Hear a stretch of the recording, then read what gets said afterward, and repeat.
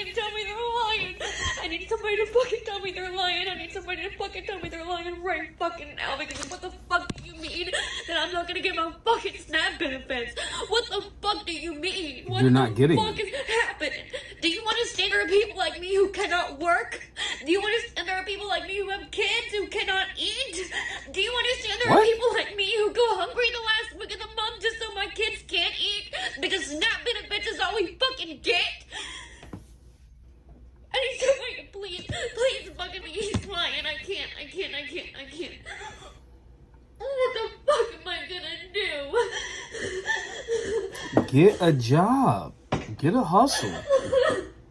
Oh, fuck. Is she okay?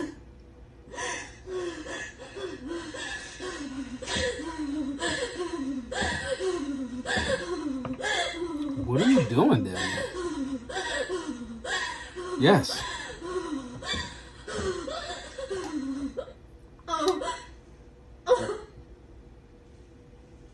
Oh, fuck. What are you actually doing down there? Oh, God. Breathe. All right, Eric Garner.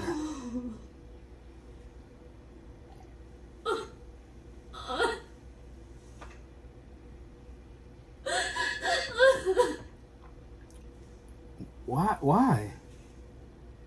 Why are you waiting? What you waiting for? Them shits is off. Is she dead? No.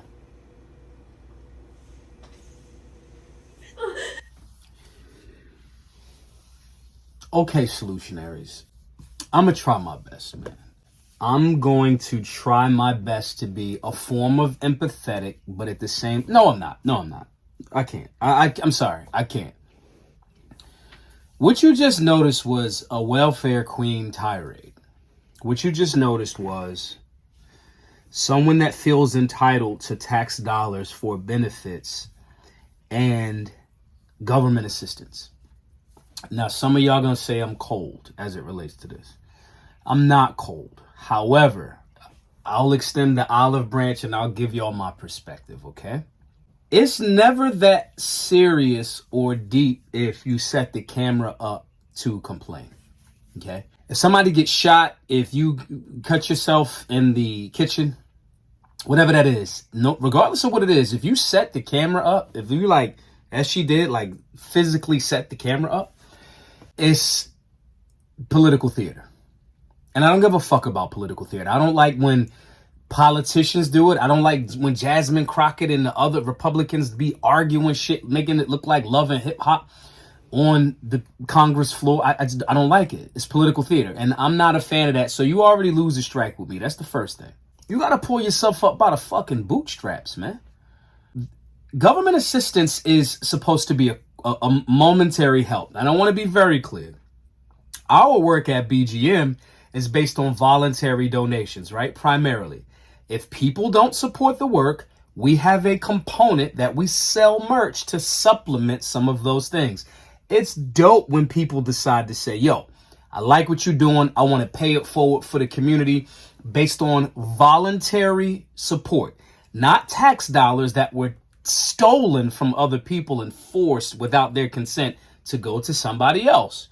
Okay? Some of y'all gonna say, well, Maj, you just cold. You might be in a different space. Da, da, da. You don't know what the fuck I got going on. I could have $10 million. I could have $10. You don't fucking know. What I do know, what you all do know, is the work that we do is based on voluntary donations.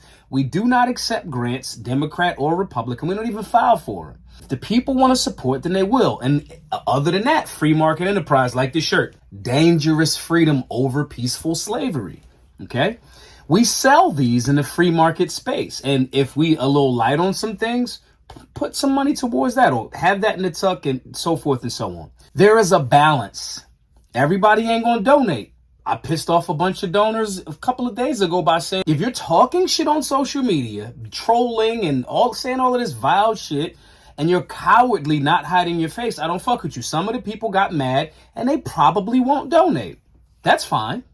They have the choice to do so. My point in saying that is, I understand that sometimes it's not going to always be voluntary and you got to figure out other ways to get it. This person in this scenario needs to figure out a fucking way to get it. She mistakenly said some people like her, they can't work, right?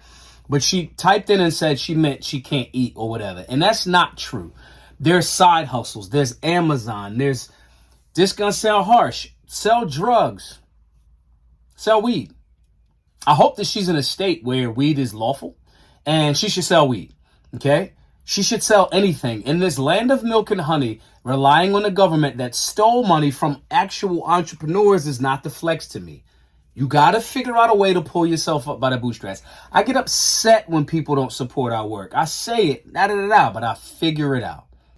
The vast majority of people that have been on government assistance have been on it for a very long time. That's why I call them welfare kings and queens. Okay? It's supposed to be a temporary measure to give somebody a hand up if they need it. And I'm not mad at that. I think that those things should come from philanthropy or voluntary support. But I'm not mad at if there's some form of government helps a little bit. But when this turns into an absolute lifestyle to the point where you feel entitled, there's a difference when it is appreciated and then it becomes expected. You didn't earn or work for any of these things. However long she's been on it, figure it out, appreciate what you have, and move forward. That's how I operate through life. There's no reason that she can't operate the same way, especially when you have children. So this argument of like, I am entitled to other people's money in the form of government benefits because government forces people to, they take money out of their taxes with the threat of imprisonment and coercion. I'm not okay with it. When people start getting on camera and crying about it, it's to move people to act like the government isn't the overall problem. And it is. When you give someone, or in this instance, government, the power to feed you, you also give them the power to starve you. And of course, after you've eaten off of the government trough for however long, like politicians, when somebody comes through and says this job, this freebie, this entitlement program, this whatever is gone, you're going to have a visceral reaction like she's having right here. And I don't know if everybody is going to set up cameras and cry about it, but that's it. She mentioned her children. She said kids. I want y'all to stop calling your children kids. Kids are baby goats. Unless you worship Baphomet, stop calling your children kids. But anyway, she mentioned her kids, her children, and said she's not going to eat the last week of the month so they can eat, or whatever that is. Right? First, I don't believe none of this shit. I believe she's being overly dramatic. Not to mention that SNAP benefits aren't just immediately turned off just because of Donald Trump thing. Federal courts are going to try to block it, whatever. Nonetheless, she mentioned her children. She did not mention her husband. She did not mention her child's father. She did not mention her boyfriend that she has created a family with or children with. Why am I mentioning that? Married couples with stay-at-home wives generally don't struggle because all of this, to the same extent, or of government reliance. Let's say if the stay-at-home wife cooks the meals and budgets the kitchen and the food and homeschools, or even if they take the children to public school, you don't have the cost of childcare. So that's $1,000 minimum a month. And I'm saying 1,000, it might be more than that. That's $1,000 that stays in the household. When you have husbands that go to work and come home to their family and may have a beer on Sunday or whatever that is, right? That creates a space where all of those resources that will be going to separate households, to tissues, to foods, to meals, to whatever, goes into one house. The beauty of that is you have a company or family and I say company because you should run your family like a company. You have a family / company that may come up with other ideas to make money, as well as they keep all of that money in one household as opposed to going to two different households, two different rents, two different electric, two different water, two different whatever, the grocery bills, all that other good stuff. She should holler at her children's father if she's not married, and they should work together on budgeting.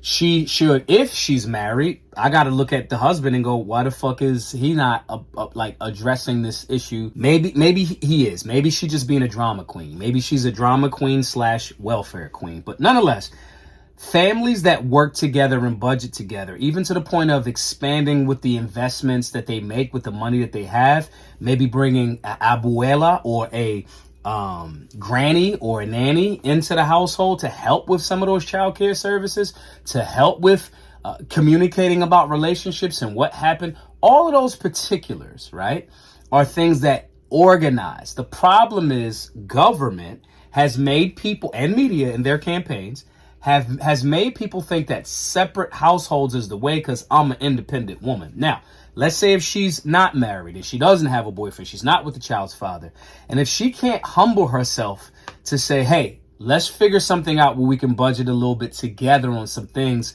for our children, then at the same time talking that independent shit that a lot of you women do, a lot of you women and men talk that independent shit, but your fucking rent is subsidized by the government, meaning taxpayers, okay?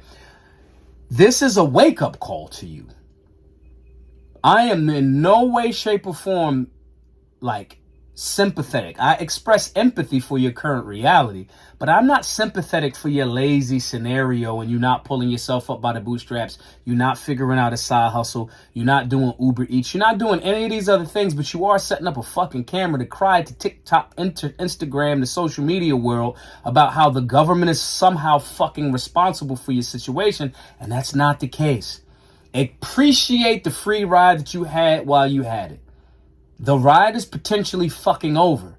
And even if it's not, even if the courts overturn these situations and all that other good stuff, because I'm not a fan of UBI, Universal Basic Income, that level of government assistance. I'm just not. But let's say the government, the federal government goes, oh, the president can't do that on executive order. We got a system of checks and balances, yada, yada, yada, whatever. Let's say that happens. And the government wants to continue to have weak individuals, i.e. weak and broken families, i.e. weak and broken communities, because that's what these things do.